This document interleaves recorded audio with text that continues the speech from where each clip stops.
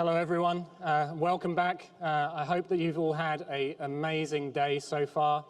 I've seen that many of the breakout sessions this morning and this afternoon were very busy, very interactive sessions. I hope you've gained a lot of great deal of information and insights up to this point in the day, and it's not going to finish there. Like any good event, we're going to continue to build on the day's momentum. Before I have the opportunity to bring up our next speaker, I'd like to remind you that immediately following this closing session, we have our networking cocktail reception, and again that is in Ballroom Orange D, immediately after this session. We look forward to seeing you all there. And before I forget, I'd like to announce the winner of Google and NetCertive's prize draw for the Apple Watch. The winner this afternoon is Lisa Hyatt of Maxim Integrated. So Lisa, if you can hear this, please go and see the guys at the Google booth to collect your watch. Thank you. Okay, so that now brings me on to a great pleasure to welcome our next speaker. As VP and Distinguished Analyst at Gartner, she is the worldwide lead on go-to-market, sales strategies, and channel innovation. She is passionate about helping clients and their partners grow and increase competitiveness through sales innovation and providing invaluable advice and guidance. Ladies and gentlemen, it is my pleasure to welcome to the stage Tiffany Bova. Tiffany, please come up to the stage.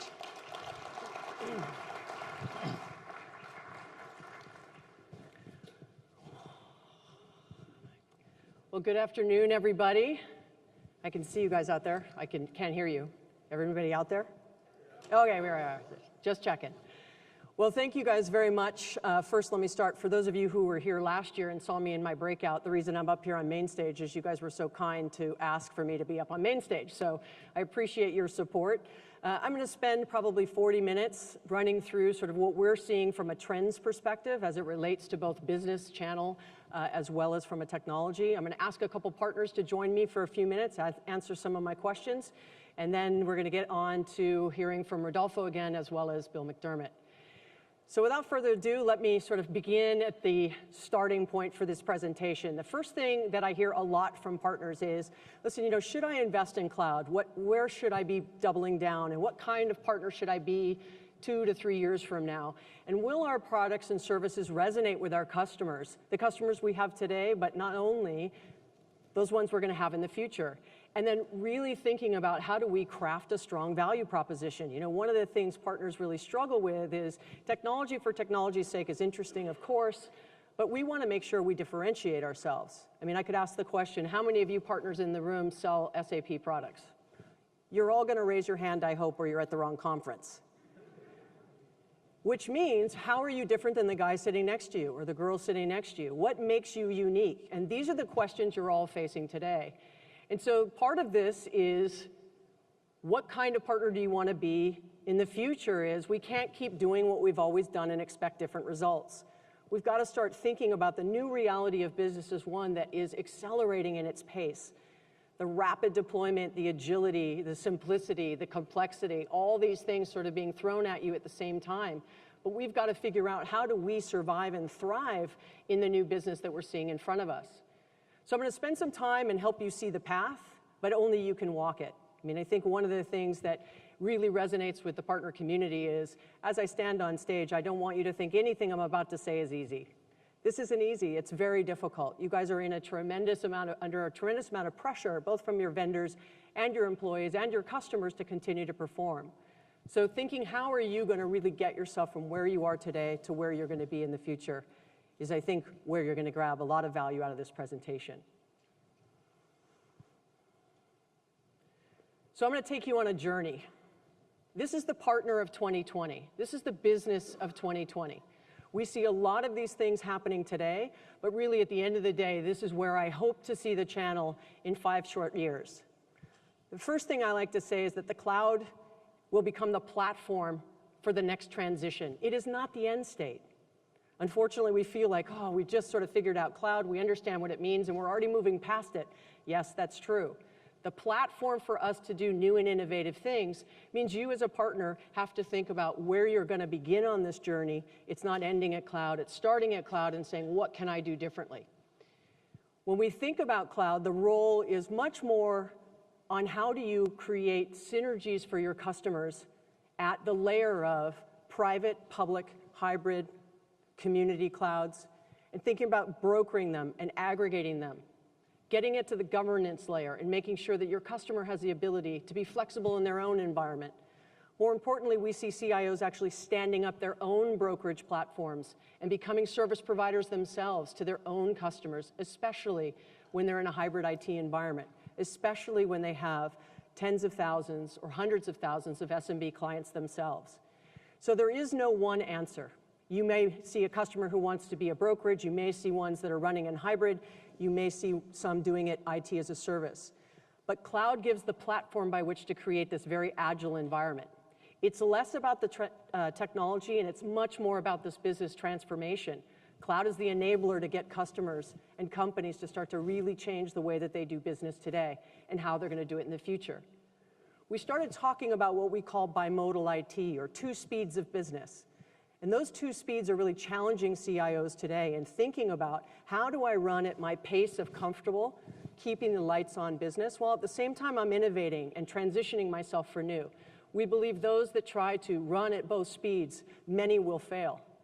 So helping customers focus on becoming bimodal and understanding how to run in both platforms, in both environments at the same time is challenging. We break it down in the following way. We think that mode one is like a marathon runner. Waterfall projects, scopes of work, RFP, very common skills. We are all very comfortable as a channel selling into Speed 1 projects. Think renovate the core.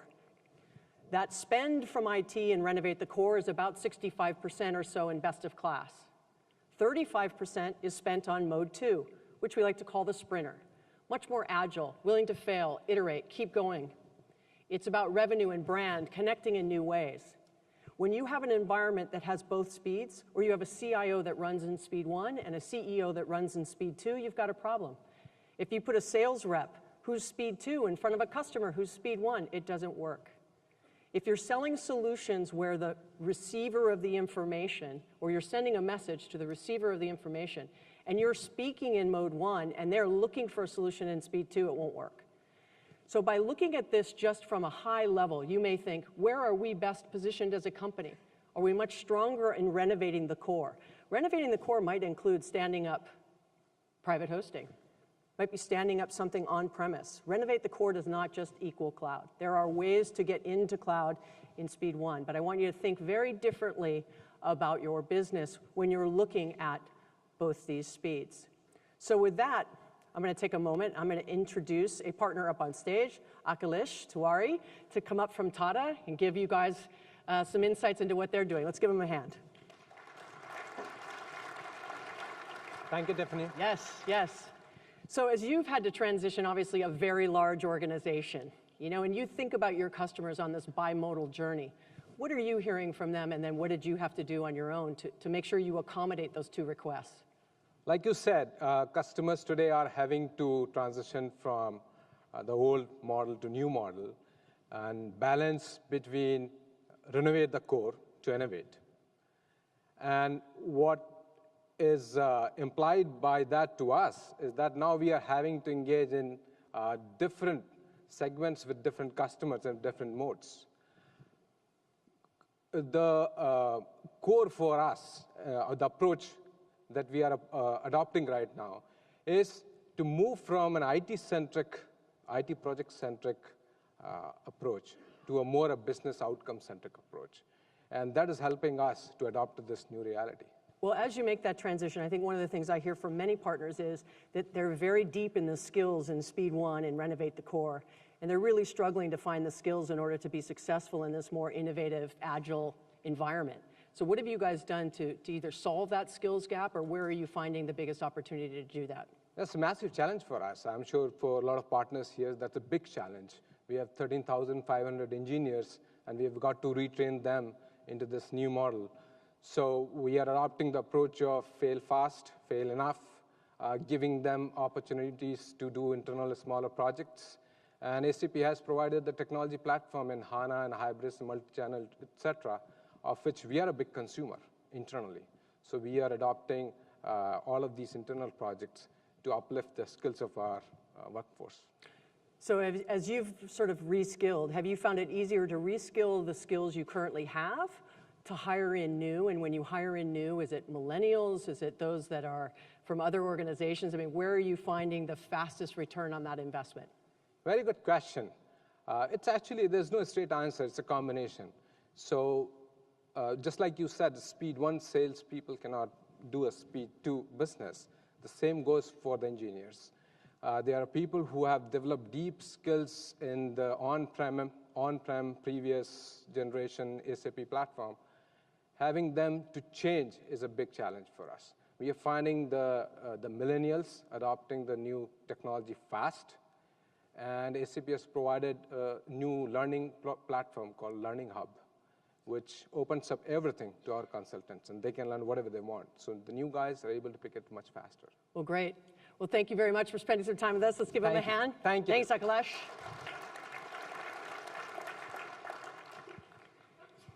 So the next thing we say is we look at these two speeds. What's really driving mode 2, right, or the agility into the business is this transformation around digital and digitizing the business overall.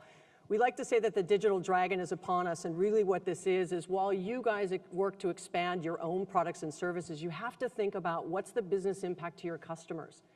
Your customers are trying to digitize their business, full stop. Now, what that means to everybody is different. It might be adding sensors, it might be creating new customer experiences. Whatever it is, we think that digital is going to be driving the largest amount of transformation in the world.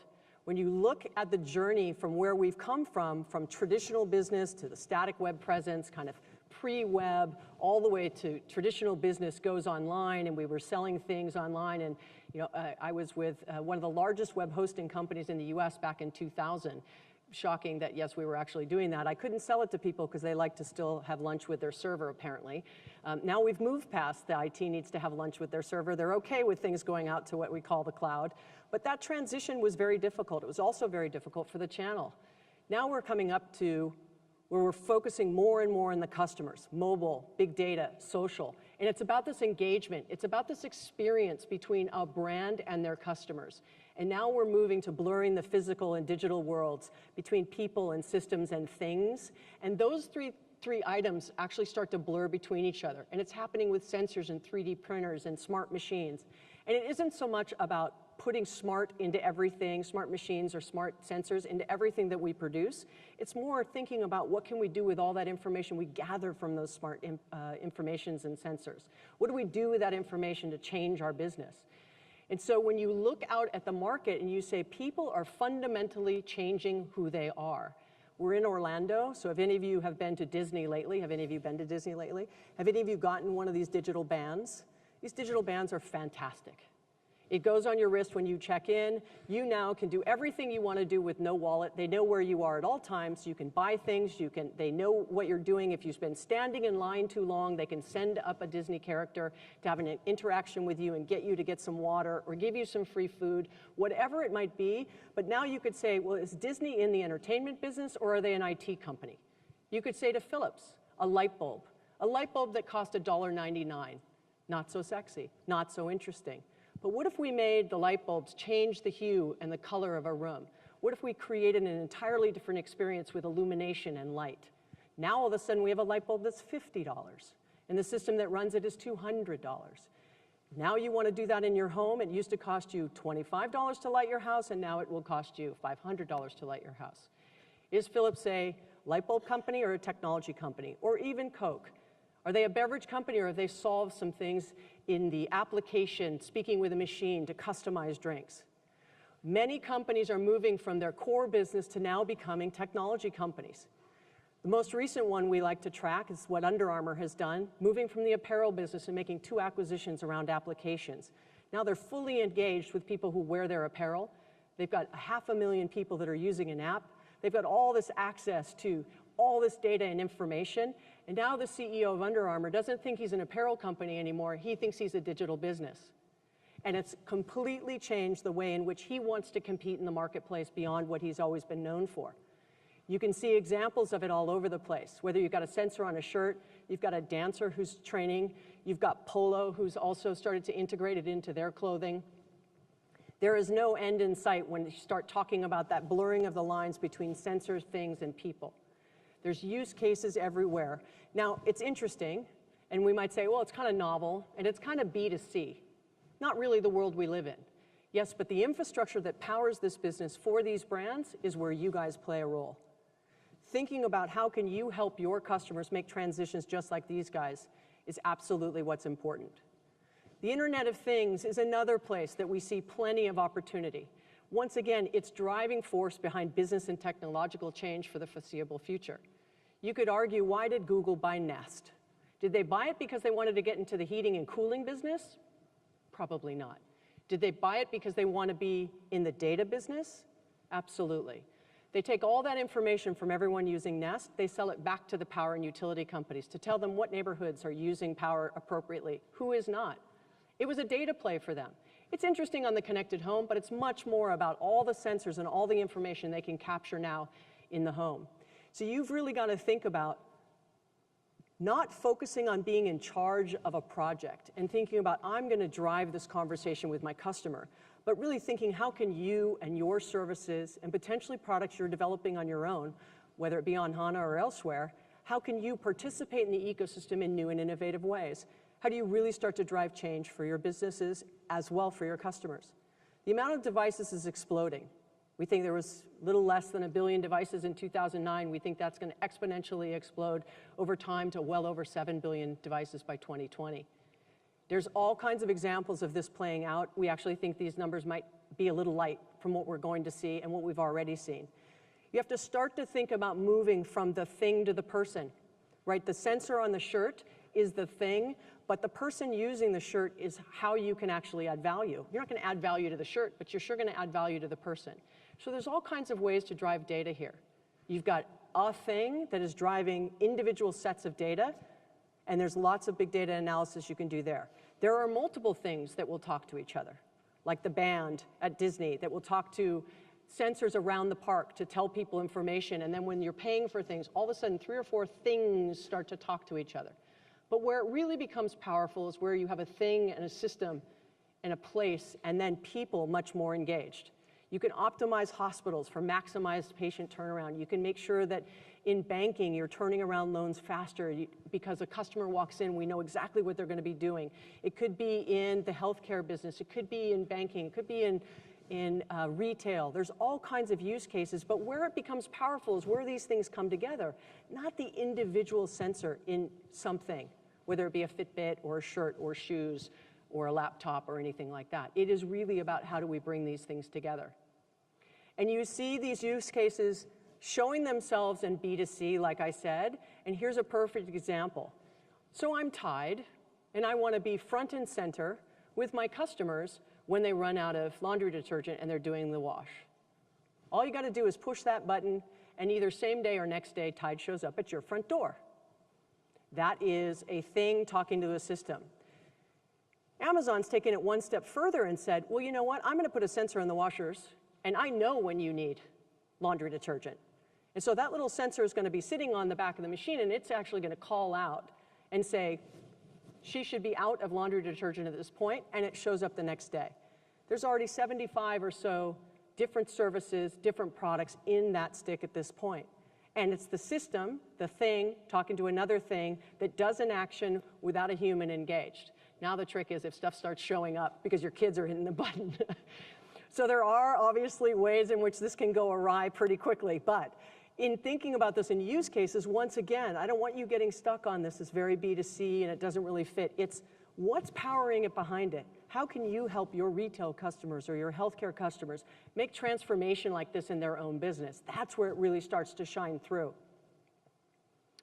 Now this might be a strange one for this group, but I like this for a couple of reasons. 3D printing. Printing, maybe not so sexy, depends what company I'm talking to of how sexy they think printing is. But I can say that, pretty much we'd say the money is in the ink. 3D printing really changes that. And so if you keep the legacy way in which you have always made money, you don't give yourself the opportunity to look out and see the opportunity that the way in which technology is changing can actually shift and reopen, potentially, opportunities for you in the marketplace. So I'm just going to show you a couple quick samples. Have any of you broken an arm or a leg in your lifetime and had been a cast? And it was that chalky cast that all your friends wrote things on? This is the cast of the future. What ends up happening with this cast is it's actually a web of material printed from a 3D, and the little sensor on it is actually giving results to your doctor about how your bones are healing. He can expand, give pulsations, he can do things to your arm remotely to make sure that the healing process is going well. Otherwise, in a cast, as you know, it's 4 weeks or 5 weeks, you're stuck in the same position and there's no flexibility. And the same cast is the same cast for everybody. So this is a way to then say, I'm going to take 3D printing and really completely change an industry that has been fairly static. I'm only 21, so about 5 years ago I had a cast, and thank you. You guys are killing me. So I'm 21, and about 5 years ago I had a cast. No, it was probably 25 years ago, and it actually hurt me more that I was put in a cast for 6 weeks than if they had done something like this. So in thinking about how the medical industry can move forward, but even further than that, making it really personal and engaging. How about that? Holding power lines. Just driving by, seeing that and saying, wow, that's kind of cool, right? Thinking about something that was very basic, very simple, we all take for granted, but winning a contract because along a certain stretch of road, they wanted to do something unique and interesting, just to get people to say, it was a great drive, you should have seen these things holding the power line. They were like these giants. It was fantastic. And so thinking about things differently and how 3D printing can really change the market is less about the technology, right? It's about the use cases and what you can do with it. Even fashion is getting in the game. Many fashion designers are saying that this connection between fashion and technology will forever change the industry. We can do things from a 3D printer we never could do by hand or with a machine sewing fabrics. The dress on the left was about $110,000 to make. Swarovski crystals all over it. It moves almost seamlessly like a web, and it's a little bit stiff so that it keeps its form. And then on the right, much more stiff, not as expensive, but giving you an idea of where you really can start to push the limits on what technology can do for you in any industry. So the next thing I've been saying quite a bit is the fact that for me, technology, while disruptive, yes, absolutely, I think the most disruptive thing in the market today is actually the customer. The customer is the most disruptive thing because they have different expectations about what technology can do for them in their personal lives. So they expect that same kind of engagement when they're in their professional lives. The way we buy personally is very different, I hope you guys would agree, than how we buy in our jobs. And so this disruption from the customer is going to force us to completely rethink everything that we do in the business today. We have to redefine what customer engagement looks like. What does it mean to engage with a customer? And it's not the normal suspects. It isn't always IT. We actually see in our research that for IT to drive an end-to-end project is only about 25% of the time, end-to-end. The rest of the time, they are either supporting a line of business or they're leading and a line of business is supporting them, but basically the answer to that is the other 75% is a team buy that IT is engaged in. So if you're only selling to IT, you're missing a huge opportunity there to sell to the new buyer who isn't someone you might be comfortable with and have been comfortable with in the past. Today's technology buyers are very, very different. They absolutely do their own research. They talk to providers directly, whether socially, via chat, it might be in LinkedIn, it might be via Twitter, and they reach out to their own trusted network. And ultimately, by the time they get to a channel partner or to a provider, they're fourth on the list of where they've gone to find information. So whether you believe that customers are 10%, 20, 30, 40, 50% through their buyer journey already is not what I'm interested in. What I want you to hear through this is that they're further down the buyer journey than they've ever been in the past, which means we can't treat them the same way. The challenge for you is that you cannot sell out and have the same engagements with customers you've always had.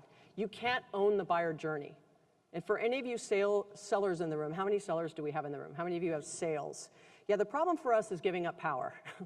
Right? We liked being the smartest person in the room that helped shape what the project was going to look like and having the conversation with the customer at the times we wanted to have the conversation with the customer, but now no longer that being the case. You've got to now figure out, how do I marry and match critical points along the buyer journey to engage them both digitally and personally? Because as you can see on that graph, the top 4 are a digital interaction, or they're a human interaction with someone other than you. By the time they come to you, they actually want to have value.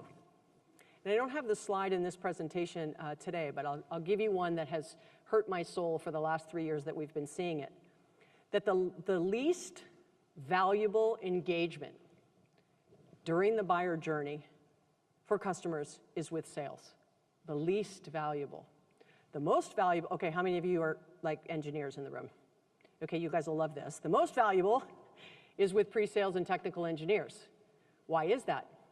Because sales doesn't listen to the customer like it used to. We think the customer is the same that they used to be. And the customer actually wants to have very technical conversations with a provider or a partner, and we're not putting the right people in front of them. We're just not putting the right people in front of them. So we've got to make sure that we start thinking about, if technology is significantly different and the buyer's significantly different, we have to think about how we rationalize this. Here is that slide I was just describing of the team buying. You know, the part in gray is when IT owns it end to end. The rest of it is showing who's leading, who's following from a buying perspective. Whether line of business is owning, IT is supporting, IT is leading, line of business is supporting. Either way, this is the stress that IT is feeling today, and this is also highlighting the mode 2, speed 2 kind of activities and projects that are happening outside of IT, driven by the line of business. So where is the new competitive battleground? If it's not at the technology layer, because it's starting to become a platform by which customers are now competing differently, where is the new battleground? I absolutely believe that the new battleground is now with the customer experience. What's the experience the customer has with your brand, with your sales reps, with your technical reps, with your customers, with the communication and the industry, whether it be analysts or other influencers? It's the customer experience that's really changing business, and you have to compete there. You're going to have to compete on the value that you add. One of the things I said when I started was, how many of you sell SAP? You all should have raised your hand. So what makes you different than the person sitting next to you? I bet if I went around and asked you, tell me what your value prop is, all of a sudden you'd start to hear everybody saying the same things. Mostly you'd start with technology. You'd start talking about, well, we've got more engineers and more, that you'd completely not talk about the customer at all. And thinking about this customer experience becomes more and more critical. So I like to call this the experience economy, and this slide, if you've seen it from me before, happens to be one that gets a lot of really positive feedback. So I'm going to share it with you again.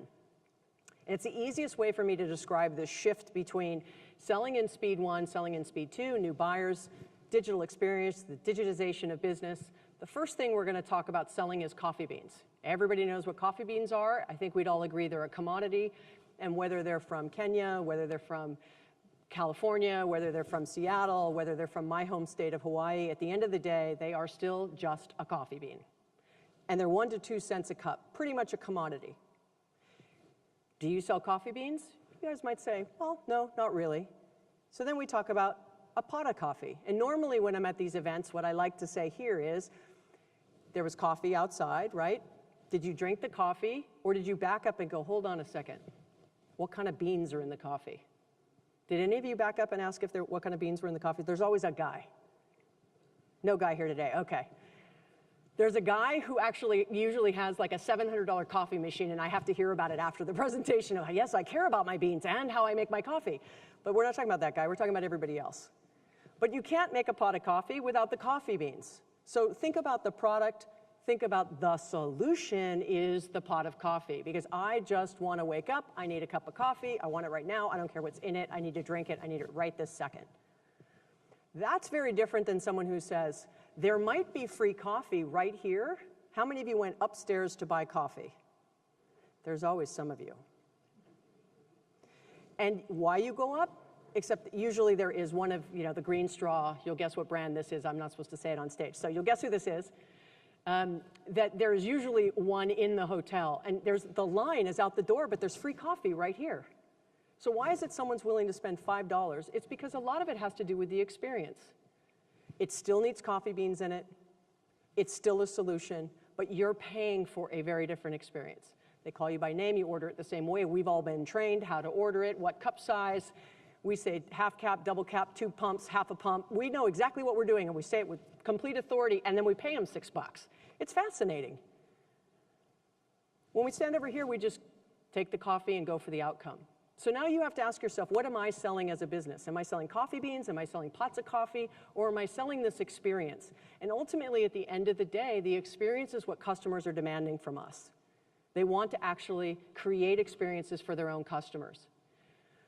So with that, I'm going to bring up Jim Newman. He's the CEO and president of Horizons. We're going to ask him a few questions about customer experience. Let's give him a hand. Hey, Jim.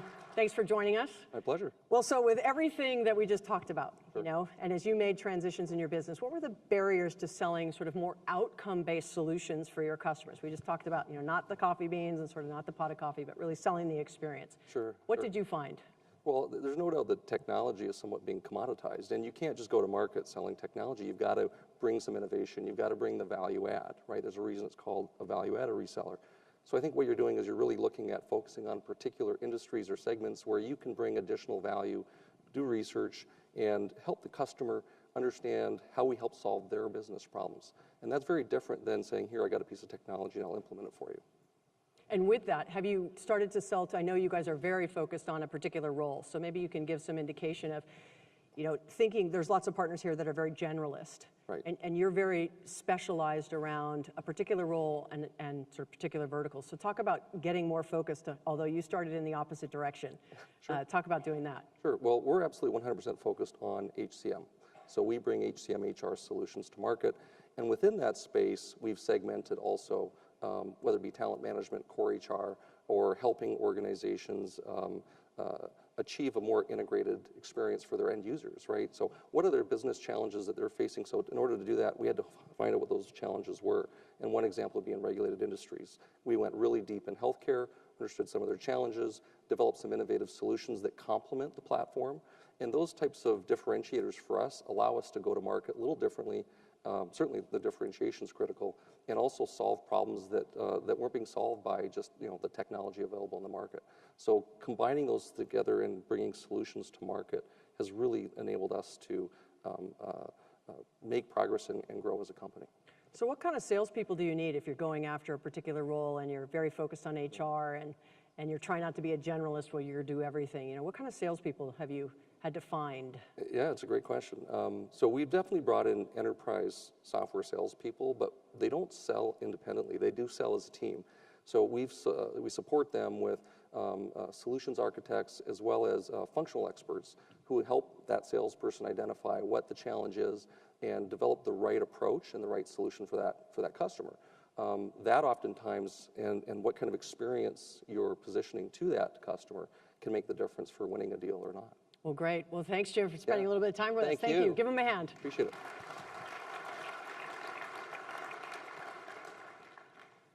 So I love this slide. It usually says the 90s called, they want their channel programs back, but I didn't want to do that to the channels team here.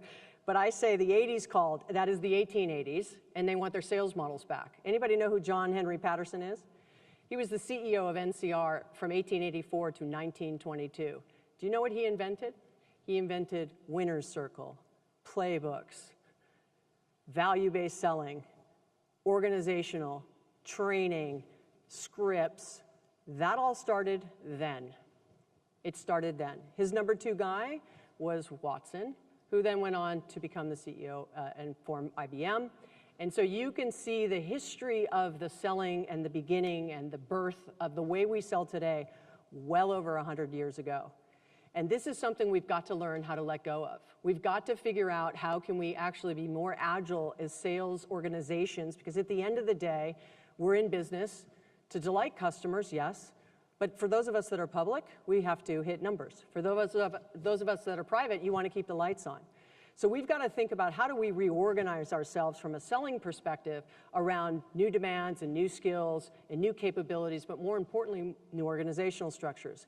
Having a sales rep that sells on-premise, very easy. Having a sales rep who's now going to be selling on-premise on cloud gets a little tricky. You got someone that you've transitioned from selling on-premise to just selling cloud, gets even more difficult. And the problem is even the largest of providers are not finding their way through this. It's difficult, it's really tough. And so there is no one answer, but I can tell you that it no longer looks like this. Customers no longer go through this linear process of buying that, oh, I dial 100 calls, 10 people take my message, 2 meetings I set up, I show up, I bring my laptop, I set up a PowerPoint presentation, I give the PowerPoint presentation, hope the demo works. Then after that, then I tell them I'm going to give them some references, and I control who and what references I give them. And then I start traipsing the executives through the door because that's going to help me close the deal. By the way, customers put executives almost last on the list of helping you close deals, just so you know. It isn't as valuable as we think it is. Anyway, that's a whole other conversation. But if you think about this linear process, the problem is the customer is already so far down this process already that what sales does is actually takes them backwards. So let's pretend I'm a sales rep and you're my sales manager. And this is my customer. My customer calls me on the phone and I know he's already down this buyer journey. He's already begun to move through the buying cycle. And I think he's 50% through the buyer journey already. Let's just make it easy math, 50%. It's time for me to enter into my CRM system where this deal is in the pipeline. I'm the sales rep, he's my manager. What percentage do you think I'm going to put on that pipeline? Remember, it was 50%. How many of you think I would put 50% on my pipeline? You would be correct. How many think I'd put 10% on my pipeline? You would be correct. So the reality is that I'm not actually rolling up the right numbers to give visibility and predictability into the business because I'm managing my manager, because I'd never let them think it was 50% through the buyer journey, because guess what would happen? For any of you who've ever watched, first graders play football or soccer, whichever country you're from, and they all run to the ball. That's what happens when a deal hits the pipeline at 50%. Oh my God, we got to close it this quarter. How do I, and you're the sales rep, you're kind of like, oh, it was my first call, but I'm telling you that it was at 50%. But I can't manage my manager, so I just put it at 10. It's much easier for me to worry about it later. And then all of a sudden they think I'm a hero when I go from 10 to 60 in like a week. I'm brilliant. Oh, you guys are tough. So the reality is that I'm not able in the systems and the way I get managed to actually put the reality of what's going on in the sales cycle. The way you manage your salespeople is also changing significantly. So if you're going to manage me on how many calls I make and annual sales per head and what's my sales cycle length, does that all look familiar? Let's go back to John Henry Patterson. Yes, it looks familiar. It should. It's from the 1890s. But what I'm trying to tell you is that the customer doesn't value these things anymore, but that's how you measure your salespeople. If customers don't value potentially demonstrations, and they don't value getting references from you, and they don't value having executives come through, and this process that's very inwardly focused so you can make sure your sellers are all doing the right stuff, that's not what customers value. And so you get caught in this, there's no longer any trust between you and the customer. You've blown the trust because when they come in at 50%, the sales rep makes the mistake to say, hold on a second, I have to take you all the way back to 10%. Let me tell you why we're such a great company. Let me give you a demo. Let me get you some references. Let me bring in an executive. And the customer goes, you clearly didn't hear anything I said. I'm already 50% through the buyer journey, and you're taking me backwards, because that's how you manage your salespeople. So changing the way you sell to customers beyond compensation, which tends to be the highest level of conversation we'll have at this point, you're missing all the things you're training your sales reps around and the way you're measuring and managing them. And this is why the funnel has also looked the same since the late 1800s. We have a prospect, this initial touch, and what sales wants to do and what the buyer actually wants is a gap between the two things. Closing the gap between those two things. If I'm here to sell you digital business, I'm here to sell you an outcome, I'm here to sell you the experience, I'm here to help you transform your business to a digital business. I'm here to help you rethink the way you're going to engage with your customers. That is the conversation that a customer wants to have. Yet we still tend to keep the conversation very inwardly focused about what our agenda is, and they're just no longer taking it. They're saying that it will actually sway me away from a particular provider to another provider because of the fact that they're not paying attention to what I want from a business. With all that, the channel's in flux, when we've only touched the surface on what the ecosystem will deliver in the future. Those examples that I gave up there, whether it be Coca-Cola or Disney or Under Armour or Polo or the printing company or fashion, et cetera, what's interesting about that is when I double-click into those particular projects and I look at the partners that are actually delivering those solutions, they're not the big guys. They're the little guys. They're little guys who are innovating faster than the market. They're willing to take risks because they're not public. They're willing to really think about innovation in different ways. And so you've got to think about taking the time to understand the impact the market forces will have on your business and the way in which you go to market, because now you are not just competing with the big guys, for those of you who feel you do, but now you're competing with those that are just entering the ecosystem today and have never been there in the past. So we have to think, what is the channel going to look like in 2020? The partner types are going to look very different. Might be a little bit of a managed service provider and a PS firm. Might be a little bit of an ISV and a value-added reseller. Might be a little bit of a developer, hence the combination of two fruits up there. We have to rationalize our future investments and really think about what are our customers going to be looking for in the future, keeping an eye towards where we're going to take them. If your sales reps can't answer what are the top 3 business goals of your top accounts, they're not doing their job. Because the business goals are very different than the technical goals. Translating those two things between the strategy of an organization and helping sales understand how your solution can solve the strategic directives of a customer is the perfect marriage of strategy and execution for your business. You have to think about how can you bring those two things together in a more seamless way. So with everything I've said, here's what I would begin to leave you with. You've got to rethink your role in the business, in your customer's business, in your business. Are you going to keep doing the same things, which was one of my earliest slides, and expect different results? Or are you really going to start to think completely different about how you position yourself, put value towards the market, and help your customers? You got to rethink the customer profile. It isn't the usual suspect. It isn't IT. It isn't only Speed 1 projects. Now remember, I said Speed 1 is capturing still 65%. If we look at all in our numbers, 95% of technology is still on-prem, 5 to 7% is in the cloud. There's plenty of opportunity in the steady state business. The problem with that is that the innovation and disruption is happening faster in that 5 to 7% than it's happening in the rest. So that's why I think that that's important to you. Rethinking the sales funnel. What does a lead look like? How do we help it progress? If we're selling an outcome, how do we comp? What's our value?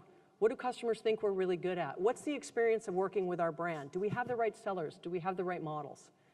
And deliver on a compelling sales experience. You can have okay delivery and okay products, but if you can sell, it gets you such a leg up, because you can have okay technology with a really strong seller beat you, even though your solution was much stronger than those guys you were competing against. A bad sales organization is not going to help even the best of products. So you got to think and then make equal investments on the sales side as you do on the engineering and technical talent. And then differentiate beyond what you do and focus on how you do it. You all sell for SAP. That's what you do. How you do it is what makes you different. How are you going to bring compelling offerings to your customers every single day? That's what really starts to stretch you into new ways. So the channel in 2020, we've come full circle. Lots of things to think about. Cloud as the platform, bimodal, digital business, new buyers, new sales models, thinking about some commodity products in new and innovative ways, hiring new skills and new capabilities. At the end of the day, it's your job to lead business transformation, both internally and for your customers. You have to deliver agile solutions. You have to develop new value base. But you absolutely need to think about being customer and market-led. Super important. You want to go, as we say here in the US for hockey, you want to go where the puck is going to be, not where it is. You got to understand where it's going to be. Where should you be going as a business? then you can craft the right solution. And you want to make sure that you are thinking about being digital channel companies. How can you really help your customers make these transitions from traditional business to digital? And so how are we going to do that? That's a big, tall order, but we've got some time. So how do you survive and thrive in this rapidly changing channel landscape? You got to step out of your comfort zone, think differently, be willing to embrace failure and try it again. Don't think the first answer you have is going to be necessarily the right one, but it will get you closer than where you are today. You got to dream big, you got to set goals, you got to take action. But it won't happen if you guys don't embrace this change. SAP cannot do it alone. Your customers cannot do it alone. The power of the ecosystem is what will make business transition and develop into new ways like we've never seen before. So for me, to you, I wish you all the luck. I can't wait to hear all the stories of how you guys have completely transformed yourselves between now and 2020. I ask you to keep in touch. And as always, I thank the SAP team and Rodolfo for having me, and I look forward to seeing you again. Thank you, guys. Ladies and gentlemen, please welcome back to the stage Rodolfo Cardanuto.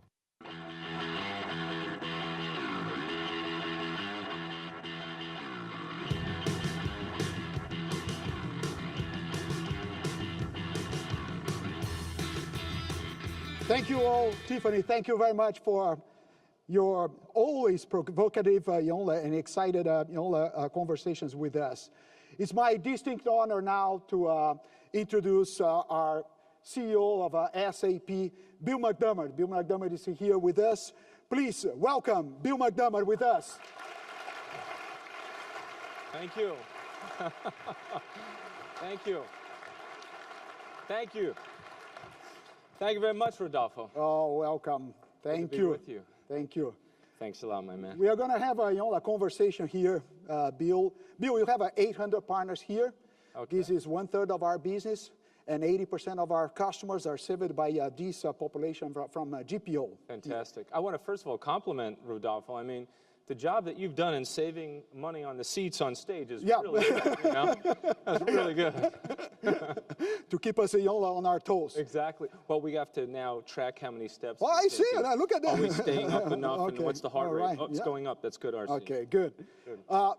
Before we start with I want to on a personal note. Yes. Because The Winner's Dream, your book, I want to just to ask you a couple of things about the book, because in the book you have The Winner's Dream. You say, well, I want to be a CEO of the company. Of course, you achieved that and more. But now you're a bestseller. Right. And Bill just won also the 2014 Business Memoir of the Year. So congratulations for that. Thank you. So, and this, being a bestseller, being an author of this magnitude was not in the dream at that time. Right. How is it that? Wow. You know, that's the funny thing about the winner's dream. Like every time you catch it, you realize that you're starting all over again. And you're just on to the next one. So I think the key to this whole thing is winners just have dreams. And every time they eclipse the prior dream, they find immediate gratification in challenging themselves with the next dream. Yep. And I always feel like I'm just getting started. So hearing that about the book is a great compliment. Many of you, by the way, have sent me notes that you've downloaded the audio version from Amazon and you have it on your iPhone and you're working out with it and stuff. And that's just like an honor. I mean, seriously, that's an honor for me. I wrote it because I hoped in some way it would remind you of your story, your winner's dream, and the fact of the matter is it seems to have done that. So I feel very honored and deeply privileged to have put together a body of work that my colleagues and friends like you find interest in. Congratulations for the book. Thank you very much. 2014 Business Memoir of the Year. Thank you. Bill, you have been all over the world, and most recently with the president of France. Yes. And good stories there, and a lot of CEOs around the world. Can you give us a sneak peek of what we're going to see during this week at the Sapphire? I know that we don't want to spoil them for the keynote tomorrow. I'm sure that it's going to be very entertaining. But what can you share with us and with this group here about those conversations and your vision for SAP? Are we being recorded?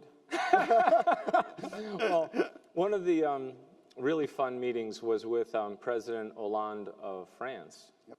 And instead of having a boring meeting in his office or in a conference room, he asked if it would be okay if we had the meeting out in the gardens. And as you know, right, you got to keep it real. And we go out in the gardens, and we're having a nice conversation. It's a beautiful day. And I could tell he was looking around for his dog. So he has got a dog named Filet. He loves his dog. And I said, why don't you just bring Filet to the meeting? So he calls up the guy that takes care of Filet and says, Bill wants you to bring the dog to the meeting. So the dog comes to the meeting, jumps over the lap of his colleague, jumps up on my lap, and begins kissing my mouth. And he was a good kisser. He could keep it going. So as it was going on for a while, I basically happy, you know, who couldn't be happy getting licked by a dog, right? Only a loser. So the president, after a good chunk of time, says, you know, we better get Bill a towel. And I said, no, Mr. President, it's okay. I like a good kiss to last. So we went from that to basically talking about the kinds of things that we'll talk about tomorrow in my Sapphire keynote. So maybe I could give you a thumbnail sketch. Yep. The idea of this new economy is all about data. You have to be data-driven in the way you run businesses today. And there's a sad 20th century reality where so many people can't get to the data, much less be real-time and have foresight around what's going to happen next. So we have to deal with this data-driven economy. The second thing is seamless. Everybody has to inspire their workforce. So how do you put all the information at the fingertips of your people? Not only so you can recruit them, retain them, train them, pay them, deal with the global issues, but also extend your enterprise. Because the fastest growing job market in the world is temporary workers. So there's this whole theme of how you do inter-enterprise computing on things that you highly value. The same is also true with the customer experience. You have to be seamless with your consumer. The explosion of devices, we're expected now to have about 60 billion of them by 2020. So the device just took over everything. And it changed the context of the economy. I'll talk about that tomorrow. But what's fascinating is every CEO I talk to, whether they're in the public or the private sector, cares deeply about connecting with their consumer. Whether you're providing better care for the citizens in the form of digital services, or you're a business and you have to connect with your consumer in any channel, on any device. But also how you capitalize on the new frontier, which is this revolution going on around social, and how social and the network around social becomes an extension of your enterprise. It also becomes an extension of your inter-enterprise business networking with partners, so you can bring a once-in-a-generation seamless service to your consumer. We'll spend some time on that. And SAP basically is going to focus on the platform. So that platform is HANA. And that extends into S/4HANA, which is now reinventing R3 to S4. And you have a whole new business suite on HANA. And of course, you're going to hear us talk a lot about not just the cloud, but the network. So you'll have the line of business cloud, but you'll really see us go after the business network like never before. These are among the themes, but the galvanizing principle that ties it all together, and the reason I think you're so much a part of everything we're thinking about, is run simple. Run simple. All of this sophistication across value chains, across business networks, inter-enterprise computing, across industries, across the global economy, has to be done with a vibrant, ever-healthy, and excited, inspired ecosystem. So you are not only welcome at our party, we want you at our party. We want you with us. We'll buy the first drink, and we'll give you a goodie bag when you leave, because we really care. Thank you.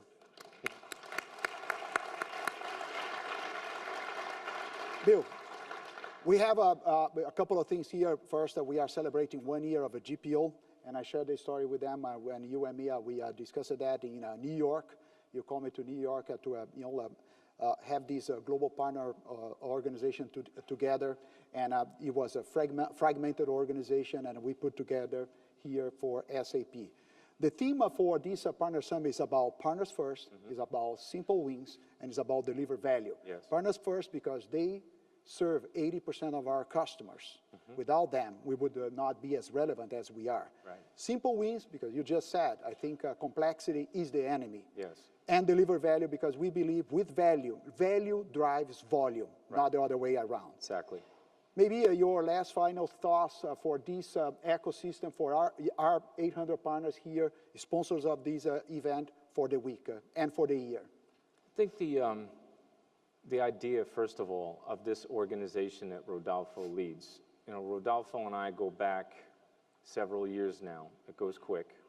Yep. And I believe him to be a very high-quality leader, a general manager, a guy that can really run businesses. And we wanted to think about global partner organization as a business.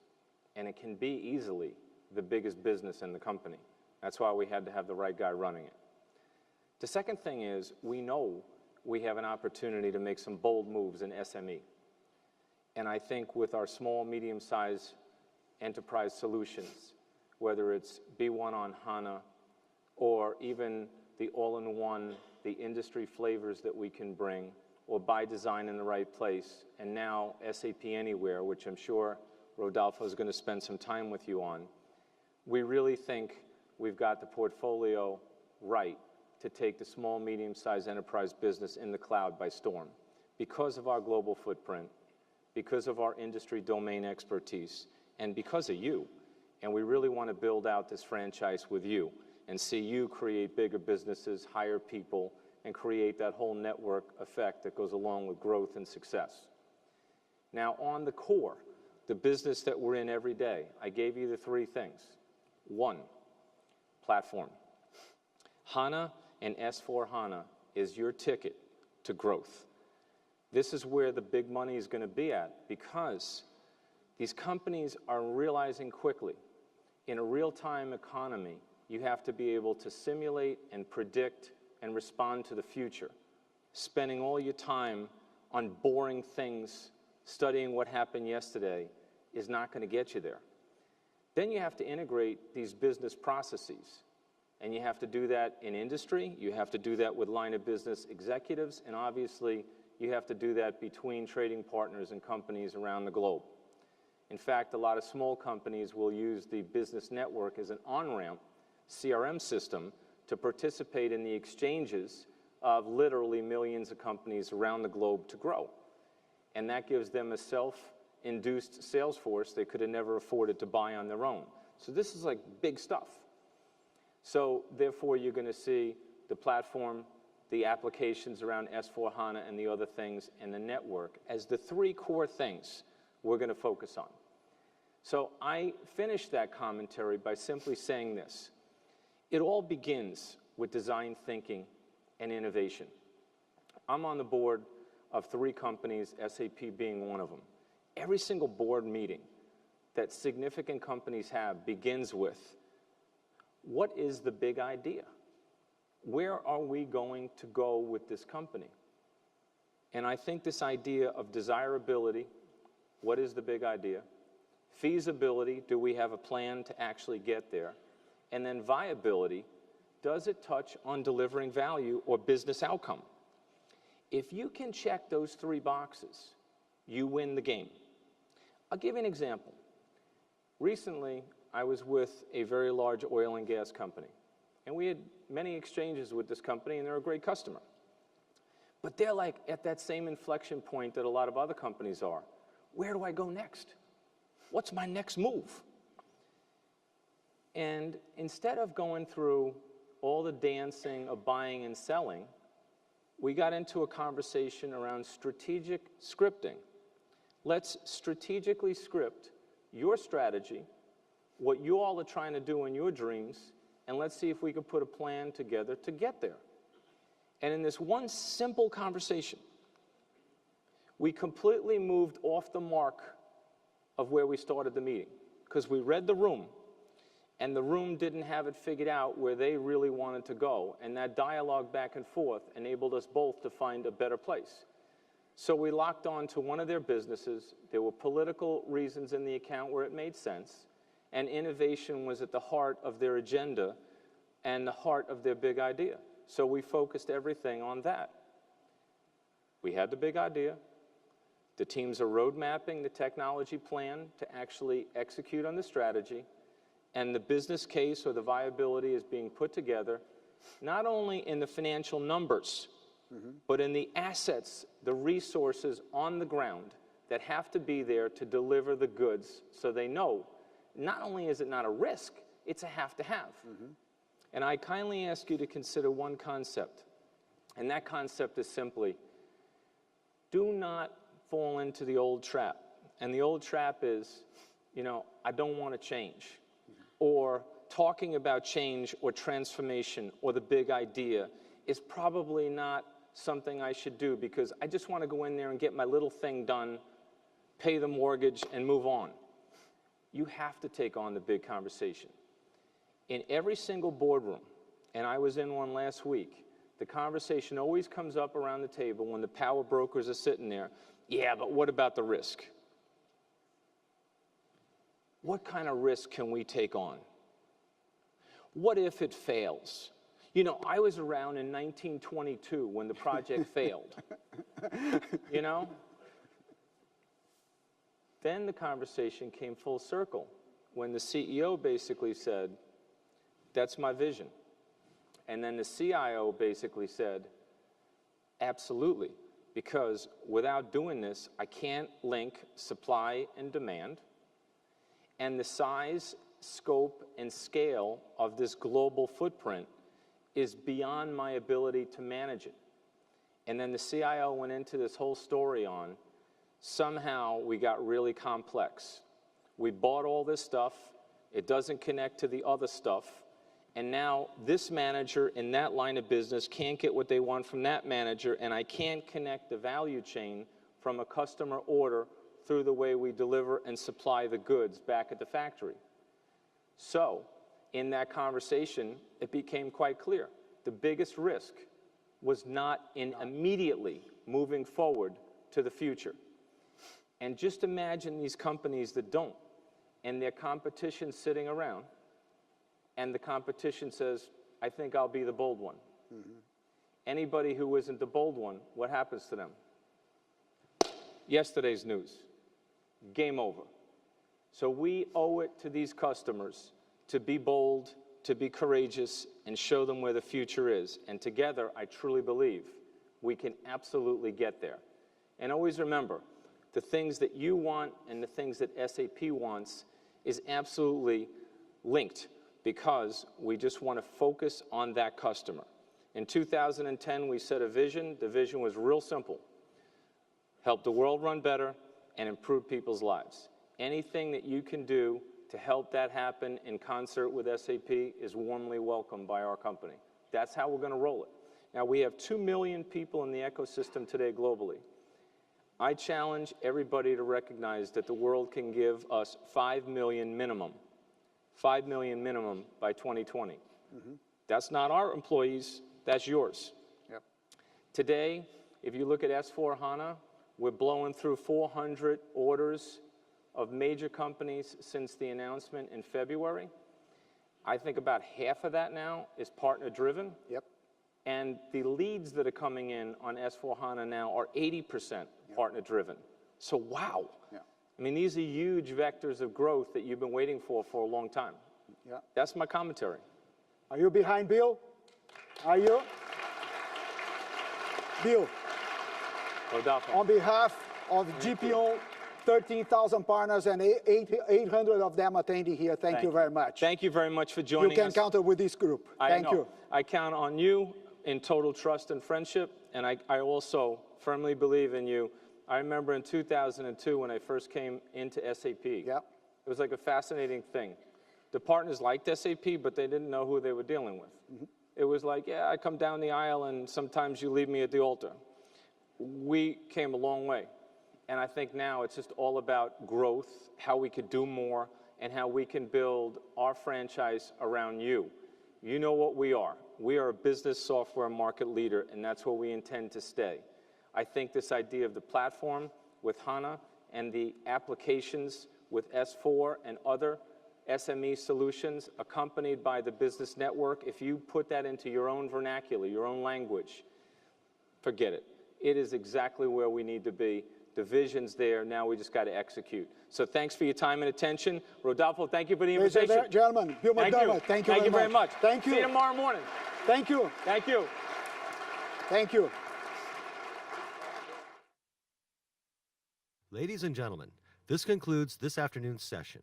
Please proceed to the networking cocktail reception located in room Orange D. Thank you.